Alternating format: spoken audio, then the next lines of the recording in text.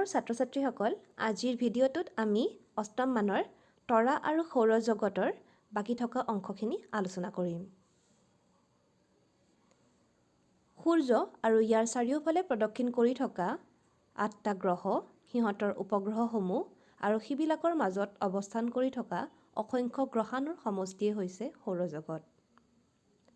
হাতীপতি তাৰকাৰাজ্যত আমাৰ সৌৰজগত অৱস্থিত আৰু তাৰে ই এটা নিচেই সামান্য অংশহে।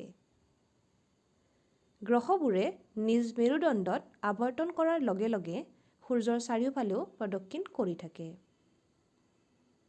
সূৰ্য আৰু গ্ৰহবোৰকে আদি কৰি ইয়াৰ চাৰিওফালে ঘূৰি থকা নৱমণ্ডলীয় বস্তুবোৰৰ মাজত এক প্ৰকাৰৰ বলে ক্ৰিয়া কৰে, যাক মহাকৰ্ষণিক বল বোলে। এই মহাকৰ্ষণিক বলৰ প্ৰভাৱতেই বস্তুবোৰ সূৰ্যৰ চাৰিওফালে ঘূৰি থাকিব পাৰিছে।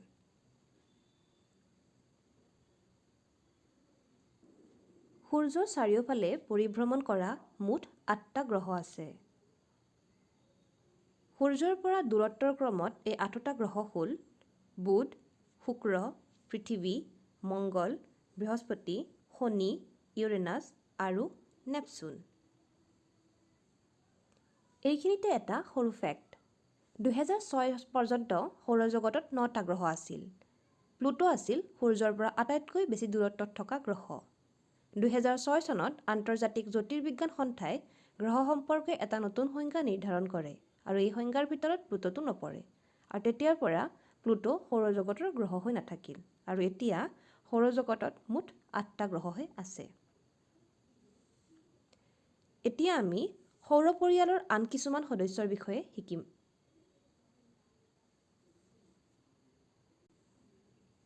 সৌৰজগতৰ যিটো মূল হয় সেয়া হৈছে সূৰ্য। সূৰ্য আমাৰ সৌৰজগতৰ একমাত্ৰ নক্ষত্ৰ।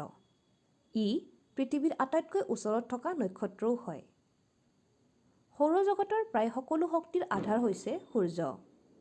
সূৰ্যৰ শক্তিৰ অবিহনে আমাৰ পৃথিৱীত কোনো জীৱ-জন্তু, গছ-গছনি আদি জীয়াই থকাটো সম্ভৱ নহ'লহেঁতেন।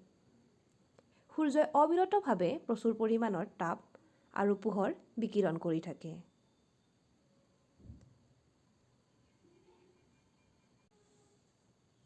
এতিয়া আমি সৌৰজগতৰ গ্ৰহবোৰৰ বিষয়ে আলোচনা কৰিম। গ্ৰহবোৰ দেখাত তৰাৰ দৰে, মানে নক্ষত্ৰৰ দৰে, কিন্তু সিহঁতৰ নিজা কোনো পোহৰ নাথাকে।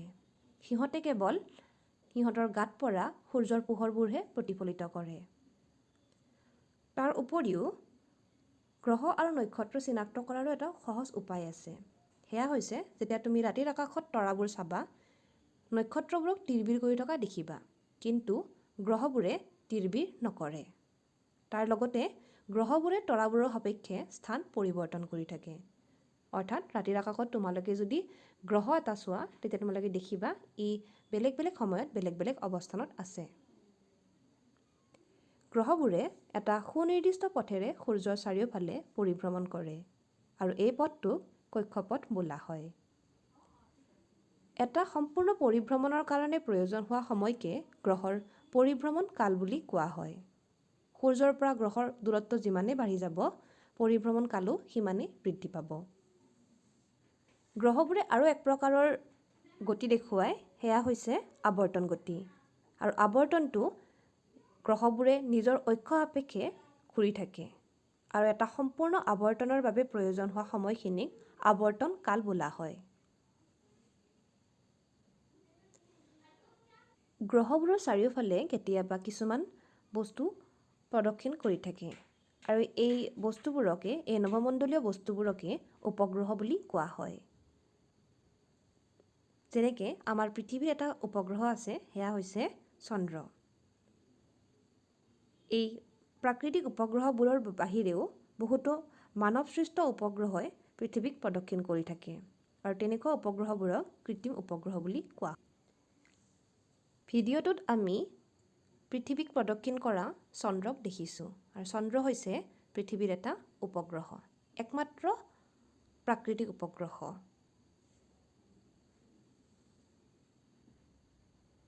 এতিয়া আমি সৌৰজগতৰ গ্ৰহবোৰৰ বিষয়ে আলোচনা কৰোঁ আহা। সৌৰজগতৰ গ্ৰহবিলাকৰ ভিতৰত সূৰ্যৰ আটাইতকৈ ওচৰত থকা গ্ৰহটো হৈছে বুধ। সূৰ্যৰ নিচেই ওচৰত থাকে কাৰণে ইয়াক সহজে দেখা পোৱা নাযায়। তদুপৰি বুধৰ কোনো উপগ্ৰহো নাই। বুধ হৈছে সৌৰজগতৰ আটাইতকৈ সৰু গ্ৰহ। সূৰ্যৰ পৰা দূৰত্বৰ অনুসাৰে সৌৰমণ্ডলৰ শুক্ৰ স্থান হৈছে দ্বিতীয়।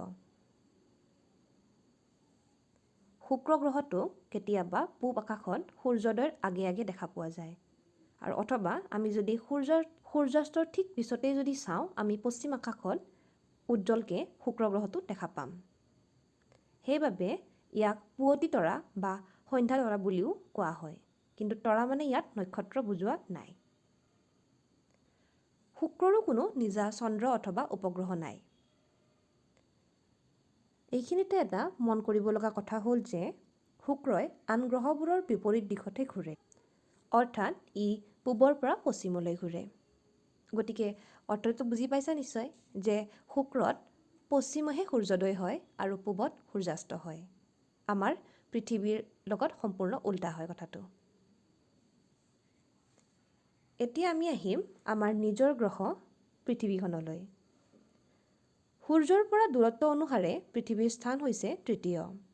পৃথিৱীয়ে নিজ অক্ষত আৱৰ্তন কৰিবৰ বাবে প্ৰায় 24 ঘণ্টা সময় লয়।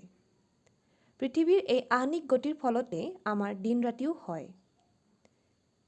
আনহাতে ই সূৰ্যৰ চাৰিওফালেও এপাক ঘূৰিবলৈ প্ৰায় 365 দিন সময় লয়। যেতিয়া আকাশৰ পৰা চোৱা হয়, পৃথিৱীখন নীলা সেউজীয়া দেখা পোৱা যায়, আৰু সেইকাৰণে ইয়াক নীলা গ্ৰহ বুলিও কোৱা হয়। পৃথিৱী হৈছে সৌৰজগতৰ একমাত্ৰ গ্ৰহ য'ত জীৱৰ উপস্থিতি আছে। কিছুমান বিশেষ পৰিৱেশৰ বাবে পৃথিৱীত জীৱ সৃষ্টি সম্ভৱ হয়। সেই পৰিৱেশকেইটা হৈছে বা অনুকূল যি পৰিৱেশ, সেই পৰিৱেশকেইটা হৈছে, প্ৰথমটো হ'ল সূৰ্যৰ পৰা পৃথিৱীৰ দূৰত্ব, যাৰ বাবে পৃথিৱীৰ উষ্ণতা জীৱ জীয়াই থকাৰ বাবে উপযোগী হয়। তাৰোপৰি ইয়াত পানীও পোৱা যায়, বায়ুমণ্ডলো আছে। ওজন আৱৰণৰ বাবে অতি বেঙুনীয়া ৰশ্মি পৃথিৱীত প্ৰৱেশ কৰিব নোৱাৰে। গতিকে এনেধৰণৰ কিছুমান অনুকূল পৰিৱেশে পৃথিৱীত জীৱৰ উপস্থিতি সম্ভৱ কৰি তুলিছে। পৃথিৱীৰ প্ৰাকৃতিক উপগ্ৰহ মাত্ৰ এটা। এতিয়া আমি চাওঁ পৃথিৱীয়ে কেনেকৈ আৱৰ্তন কৰে। পৃথিৱীৰ যিডাল আৱৰ্তন অক্ষ হয় সেইডাল হেলনীয়া হয়। এইডাল হৈছে পৃথিৱীৰ অক্ষ, এডাল কাল্পনিক ৰেখা, আৰু এই কাল্পনিক ৰেখাডাল কিছু হেলনীয়া হয়। আমি যে বছৰটোত বিভিন্ন ঋতুবোৰ পাওঁ, এই ঋতুবোৰৰ লগত বতৰৰ যে সলনি হয়, সেয়া সম্ভৱ হয় পৃথিৱীৰ হেলনীয়া অক্ষৰ বাবে। এই আৱৰ্তন যে কৰি থাকে, আৱৰ্তনৰ কাৰণে আমাৰ ঋতুবোৰ সলনি হৈ থকা দেখা যায়। চিত্ৰটো চাবা ভালদৰে তোমালোকে। এইডাল হৈছে বিষুৱ ৰেখা। বিষুৱ ৰেখাৰ লগত যিখন সমতল থাকিব, এই সমতলখনক কোৱা হ'ব বিষুৱীয় সমতল। আনহাতে এইডাল হৈছে পৃথিৱীৰ অক্ষ, আৰু এইডালৰ চাৰিওফালে পৃথিৱীখনে ঘূৰি থাকে। এতিয়া কথাটো হ'ল, এইখন যিখন তল হ'ব সেইখনক কোৱা হ'ব পৃথিৱীৰ অক্ষীয় তল। আমি যদি বিষুৱ সমতল আৰু পৃথিৱীৰ অক্ষতলৰ মাজত যিটো কোণ হয় সেইটো চাওঁ, তেতিয়া দেখিব 23.5 ডিগ্ৰী কোণ কৰি আছে। আনহাতে পৃথিৱীৰ অক্ষই ইয়াৰ কক্ষীয় সমতলৰ লগত 64.5 ডিগ্ৰী কোণ কৰে, অৰ্থাৎ এই কোণটো হৈছে 66 ডিগ্ৰী আৰু আনহাতে এইটো কোণ হ'ব 23 ডিগ্ৰী। মংগল হৈছে সৌৰজগতৰ সূৰ্যৰ পৰা দূৰত্ব অনুসাৰে চতুৰ্থ গ্ৰহ। পৃথিৱীৰ পৰা মংগলক এখন চেপেটা কাঁহী যেন দেখে। ইয়াৰ ৰংটো ইখত ৰঙা ধৰণৰ হয়, আৰু সেইবাবে ইয়াক ৰঙা গ্ৰহ বুলিও জনা যায়। মংগলৰ দুটা উপগ্ৰহ আছে, নাম ফবুছ আৰু ডিমোজ। ইয়াৰ পাছত আমি আহিছোঁ বৃহস্পতি গ্ৰহলৈ। বৃহস্পতি হৈছে সৌৰজগতৰ বৃহত্তম গ্ৰহ। সূৰ্যৰ পৰা দূৰত্ব অনুসাৰে ইয়াৰ স্থান পঞ্চম। আয়তনত ই পৃথিৱীৰ তুলনাত প্ৰায় 1300 গুণে ডাঙৰ। ই নিজৰ অক্ষত অতি দ্ৰুত গতিৰে আৱৰ্তন কৰে, আৰু সেইকাৰণে এনেধৰণৰ তাৰ কিছুমান ৰেখাৰ দৰে দেখিবলৈ পোৱা যায়। আৰু যথেষ্ট উজ্জ্বল হয় এই গ্ৰহবিধ আৰু ইহঁতৰ বহুতো উপগ্ৰহ আছে। শনি হৈছে সৌৰজগতৰ ষষ্ঠ গ্ৰহ।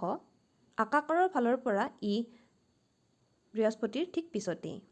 শনি গ্ৰহটোৰ বিশেষত্ব হ'ল ইয়াক আগুৰি থকা আঙুঠি বা বলয়বোৰ। কিমান ধুনীয়া নহয়নে? আঙুঠিৰ দৰে দেখি এইবোৰ। কিমান ধুনীয়া দেখি নহয়নে? একদম আঙুঠিৰ দৰে দেখি। এই শনি গ্ৰহটোৰ বিশেষত্বই হ'ল ইয়াক আগুৰি থকা এই আঙুঠি অথবা বলয়বোৰ। ঘাইকৈ বৰফ আৰু শিলেৰে গঠিত এই বলয়বোৰ। এই এক প্ৰকাৰৰ বিস্ময়, ইমান ধুনীয়া দেখাৰ কাৰণে এইটো। আকৌ শনি সৌৰজগতৰ আটাইতকৈ কম ঘনত্বৰ গ্ৰহ। গ্ৰহটো ইমানেই পাতল যে আনকি পানীতো ই উপঙি থাকিব বুলি বিশ্বাস কৰা হৈছে। বৰ্তমানলৈকে আৱিষ্কৃত উপগ্ৰহবোৰৰ ভিতৰত শনি গ্ৰহৰ উপগ্ৰহৰ সংখ্যাই সৰ্বাধিক। ইউৰেনাছ সৌৰজগতৰ সপ্তমটো গ্ৰহ। দূৰবীক্ষণৰ সহায়ত আৱিষ্কাৰ কৰা এইটোৱেই প্ৰথম গ্ৰহ। এতিয়ালৈকে আমি যিকেইটা গ্ৰহ পাই আহিছিলোঁ সেইকেইটা বুধ, শুক্ৰ, পৃথিৱী, মংগল আৰু বৃহস্পতি আৰু শনি। এই 6টা গ্ৰহ খালী চকুৰেও দেখা পোৱা যায়। কিন্তু ইউৰেনাছক খালী চকুৰে দেখা নাপাওঁ। আমি তাৰ বাবে দূৰবীক্ষণ যন্ত্ৰ ব্যৱহাৰ কৰিব লাগিব। আৰু দূৰবীক্ষণ যন্ত্ৰৰ সহায়ত আৱিষ্কাৰ কৰা এইটোৱেই প্ৰথম গ্ৰহ। উন্নত মানৰ দূৰবীক্ষণ যন্ত্ৰৰে লক্ষ্য কৰিলে ইউৰেনাছটোক নীলা সেউজীয়া বৰণৰ এটা গেছীয় বল যেন লাগে। ইউৰেনাছৰ আটাইতকৈ উল্লেখনীয় দিশটো হ'ল ইয়াৰ ঘূৰ্ণন অক্ষ অতিশয় হেলনীয়া। সেয়েহে ইয়াক কক্ষপথত বাগৰি বাগৰি যোৱা যেন লাগে। সূৰ্যৰ পৰা আটাইতকৈ দূৰৈত থকা গ্ৰহটো হৈছে নেপচুন। দূৰবীক্ষণ যন্ত্ৰৰ অবিহনে ইয়াক লক্ষ্য কৰাটো সম্ভৱ নহয়। এই গ্ৰহটোৰো একাধিক উপগ্ৰহ আছে। নেপচুন গ্ৰহটো নীলা সেউজীয়া বৰণৰ। এইখিনি আছিল সৌৰজগতৰ গ্ৰহবোৰৰ বিষয়ে আলোচনা। এতিয়া আমি সৌৰজগতৰ গ্ৰহবোৰক দুটা ভাগত ভাগ কৰিম, অন্তঃগ্ৰহ আৰু বহিঃগ্ৰহ। সৌৰজগতৰ মুঠ 8টা গ্ৰহ। এই 8টা গ্ৰহৰ প্ৰথম 4টা যি গ্ৰহ আছে, বুধ, শুক্ৰ, পৃথিৱী আৰু মংগল, এইকেইটা সূৰ্যৰ পৰা ওচৰত আছে। আৰু এই গ্ৰহকেইটাক অন্তঃগ্ৰহ বুলি কোৱা হয়। আনহাতে সূৰ্যৰ পৰা বহুত দূৰত থকা গ্ৰহ অৰ্থাৎ বৃহস্পতি, শনি, ইউৰেনাছ আৰু নেপচুনক বহিঃগ্ৰহ বুলি কোৱা হয়। সাধাৰণতে অন্তঃগ্ৰহবোৰত চন্দ্ৰৰ সংখ্যা হয় নাথাকে অথবা বহুত কম হয়। যেনে বুধৰ আৰু শুক্ৰৰ কোনো ধৰণৰ উপগ্ৰহ নাই। পৃথিৱী এটা উপগ্ৰহ আৰু মংগলৰ 2টা উপগ্ৰহ। কিন্তু যদি এইবোৰ চোৱা যায়, বৃহস্পতি, শনি, ইউৰেনাছ, নেপচুন আটাইকেইটাৰ ক্ষেত্ৰতে বহু বেছি পৰিমাণৰ উপগ্ৰহ আছে। তোমালোকে এই চিত্ৰকেইটা দেখিলেই গম পাবা যে ইহঁতৰ কোনো ধৰণৰ আঙুঠি নাই। চাৰিওফালে কোনো ধৰণৰ তেনেকুৱা আঙুঠিৰ দৰে আকৃতি নাথাকে। কিন্তু বহিঃগ্ৰহবোৰৰ ক্ষেত্ৰত আঙুঠিৰ দৰে কিছুমান বন্ধনী থাকে। অন্তঃগ্ৰহবোৰৰ যিটো গঠন হয় সেইবোৰ শিল আৰু ধাতুৰ দ্বাৰা গঠিত হয়। আনহাতে বহিঃগ্ৰহবোৰত মূল উপাদান হিচাপে বিভিন্ন ধৰণৰ গেছ আদিবোৰহে থাকে। গতিকে এইখিনি হৈছে অন্তঃগ্ৰহ আৰু বহিঃগ্ৰহৰ মাজত পাৰ্থক্য। এই গ্ৰহবোৰৰ উপৰিও সূৰ্যৰ চাৰিওফালে আৰু বহুতো বস্তু পৰিভ্ৰমণ কৰি থাকে আৰু সেই বস্তুবোৰকো সৌৰজগতৰ সদস্য বুলি গণ্য কৰা হয়। এতিয়া আমি সৌৰজগতৰ আন কিছুমান সদস্যৰ বিষয়ে আলোচনা কৰিম। প্ৰথমে আমি গ্ৰহাণুপুঞ্জৰ বিষয়ে আলোচনা কৰিম। চিত্ৰটো চোৱা তোমালোকে, বুধ, শুক্ৰ, পৃথিৱী, মংগল, এইখিনি পাৰ হৈ আছে বৃহস্পতি। বৃহস্পতি আৰু মংগলৰ মাজত এই যিখিনি খালী ঠাই আছে তাত কিছুমান এনেধৰণৰ সৰু সৰু বস্তু দেখিবলৈ পোৱা যায় আৰু এইবোৰক কোৱা হয় গ্ৰহাণুপুঞ্জ বুলি। আৰু এই বস্তুবোৰেও সূৰ্যৰ চাৰিওফালে প্ৰদক্ষিণ কৰি থাকে আৰু সেইকাৰণে গ্ৰহাণুপুঞ্জবোৰক সৌৰজগতৰে অংশ বুলি ধৰা হয়। একেদৰে ধূমকেতুও সৌৰজগতৰে এটা সদস্য। ধূমকেতু হ'ল আকাশত মাজে মাজে দেখা দিয়া দীঘল নেজৰ দৰে দেখা এটা বস্তু। ইহঁতৰ উজ্জ্বল মূৰটোৰ পৰা ক্ৰমে পাতল হৈ যোৱা ডাৱৰৰ নিচিনা একোডাল নেজ থাকে। সেইকাৰণে এইবোৰক নেজাল তৰা বুলিও কোৱা হয়। বতাহত উৰি থকা নিচান বা পতাকাৰ নিচিনা দেখি আৰু সেইকাৰণে ইয়াক ধূমকেতু বুলি জনা যায়। সূৰ্যৰ পৰা যথেষ্ট দূৰত থকা সময়ত ইহঁতক আকাশত এটা ক্ষুদ্ৰ নিষ্প্ৰভ তৰা যেনহে দেখা পোৱা যায়। কিন্তু ই যিমানেই সূৰ্যৰ ওচৰলৈ চাপি আহে সিমানেই তাৰ নেজডাল দীঘল হৈ গৈ থাকে। বহুতো ধূমকেতু এক নিৰ্দিষ্ট সময়ৰ মূৰে মূৰে আৱিৰ্ভাৱ হয়। তেনে এটা ধূমকেতু হ'ল হেলিৰ ধূমকেতু, আৰু যিটো প্ৰায় ৭৬ বছৰৰ মূৰে মূৰে দেখা দিয়ে। ১৯৮৬ চনত শেষবাৰৰ বাবে হেলিৰ ধূমকেতু দেখা পোৱা গৈছিল। ৭৬ বছৰ পিছত হ'লে আৰু কেতিয়া হেলিৰ ধূমকেতু দেখা পোৱা যাব তোমালোকে কেলকুলেট কৰিবাচোন। আমাৰ সৌৰজগতৰ আন এবিধ সদস্য হ'ল উল্কা। উল্কাবোৰক পপীয়া তৰা বুলিও কোৱা হয়। কেতিয়াবা কিছুমান সৰু সৰু বস্তু পৃথিৱীৰ বায়ুমণ্ডলত প্ৰৱেশ কৰে, আৰু বায়ুমণ্ডলৰ ঘৰ্ষণৰ ফলত সেইবোৰ জ্বলি উঠে আৰু শেষত বাষ্পীভূত হয়, আৰু সেইবোৰ অলপ সময়ৰ বাবে এডাল দীঘলীয়া আঁচৰ দৰে দেখা পোৱা যায়, আৰু এইবোৰকে উল্কা বুলি কোৱা হয়।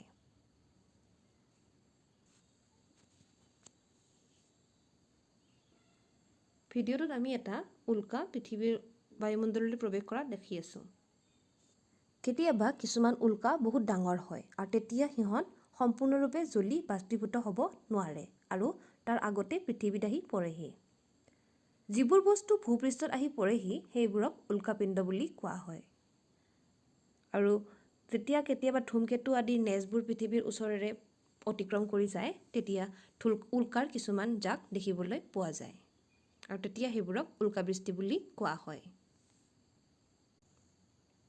এতিয়া আমি কৃত্ৰিম উপগ্ৰহৰ বিষয়ে আলোচনা কৰিম। কৃত্ৰিম উপগ্ৰহ হৈছে পৃথিৱীৰ দৰে গ্ৰহ বা চন্দ্ৰৰ চৌপাশে নিয়মিতভাৱে প্ৰদক্ষিণ কৰি থকা মানৱ নিৰ্মিত মহাকাশযান।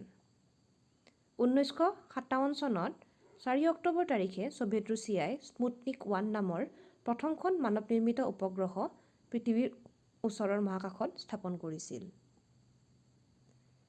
কৃত্ৰিম উপগ্ৰহৰ কিছুমান বিশেষ ব্যৱহাৰ আছে, যেনেকৈ কৃত্ৰিম উপগ্ৰহ ব্যৱহাৰ কৰি আমি বতৰৰ আগজাননী পাব পাৰোঁ। তাৰোপৰি দূৰদৰ্শন আৰু অনাতাঁৰ তৰংগ প্ৰেৰণৰ বাবেও কৃত্ৰিম উপগ্ৰহ ব্যৱহাৰ কৰা হয়। কৃত্ৰিম উপগ্ৰহবোৰৰ জৰিয়তে দূৰসংযোগ আৰু দূৰসংবেদনৰ বাবেও ব্যৱহাৰ কৰিব পৰা যায়। পৃথিৱীৰ চাৰিওফালে এইবোৰ পৰিভ্ৰমণ কৰি থাকে, আৰু ইহঁত আমাৰ চন্দ্ৰতকৈ বেছি ওচৰত থাকে।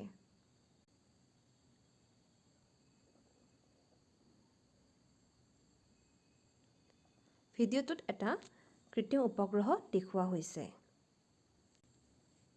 পৃথিৱীৰ আন আন দেশৰ দৰে ভাৰতেও কেইবাটাও কৃত্ৰিম উপগ্ৰহ প্ৰস্তুত কৰিছে আৰু সেইবোৰ উৎক্ষেপণো কৰিছে। ভাৰতৰ প্ৰথমটো কৃত্ৰিম উপগ্ৰহ আছিল আৰ্যভট্ট। তাৰ উপৰিও ইনসাট, IRS, কল্পনা 1, এডুছেট আদি বিভিন্ন ভাৰতীয় উপগ্ৰহ পৃথিৱীৰ চাৰিওফালে প্ৰদক্ষিণ কৰি আছে। তো এইখিনি আছিল আমাৰ অধ্যায়টোৰ পৰা জানিব লগা কথা। আশা কৰোঁ তোমালোকে ভাল পালা। কিবা প্ৰশ্ন থাকিলে আমাক কমেণ্ট ছেকশ্যনত জনাবলৈ নাপাহৰিবা। ধন্যবাদ।